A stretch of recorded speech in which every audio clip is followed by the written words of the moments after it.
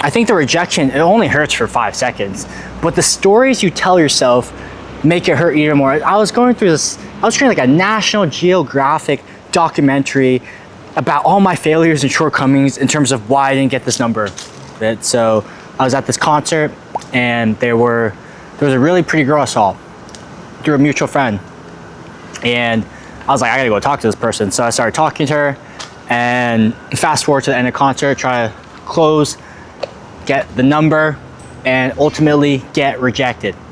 And I remember that night, I just was going down this insane rabbit hole to myself, and also talking to my friends about it. I was like, I should have talked to her friends more. I shouldn't have said this. I should have asked this question. And I created all these narratives in my head to fill the gaps in terms of why I got rejected, because I needed to know so badly why, or at least my brain needed to know so badly why I got rejected, because I think that's a natural human instinct thing. Fast forward 2 or 3 days later, because it's a mutual friend, obviously the word gets around, and I get the word that, hey, oh, Alan, you got rejected by that girl because she's just not that into Asian guys. She doesn't like Asian guys, even though she was an Asian person. But hey, everybody's got their own dating preferences. I got my own dating preferences, so I can understand.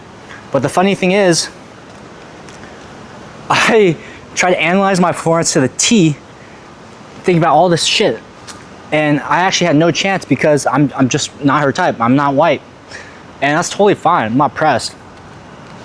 So the lesson here is, you could hypothesize all your different things, trying to analyze your performance like some NFL tape, some like trying to analyze your baseball swing kind of shit. And hey, you could do that and you still might not even have a chance. But actually that makes me feel better, because I was like, wow, it was so silly of me to toil over this rejection for so many days, because literally nothing I could have done would have really mattered besides being like Ryan Gosling or something.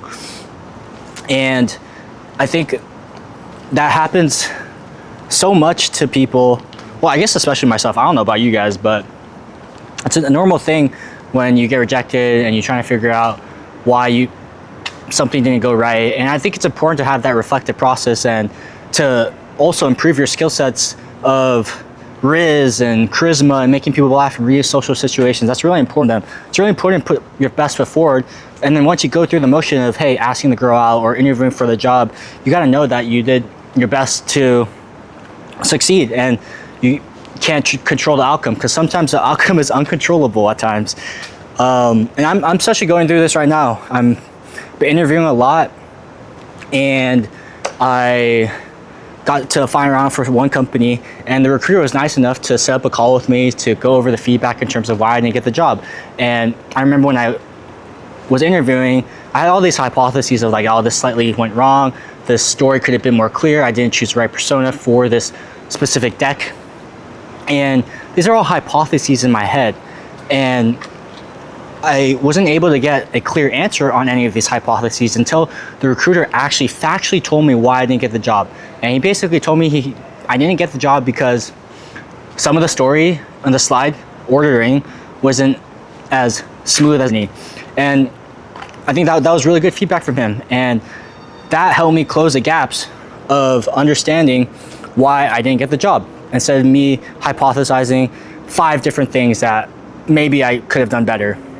So I think it's really important that when you're going through a rejection, to not come up with 5 new reasons why you're not good enough. Because I think it's so common when you get rejected, you start to think about doomsday, like, oh, this is why I'm a failure, this is why I suck, this is why I'm not good at that. And that kind of holds you back from even trying to fail again.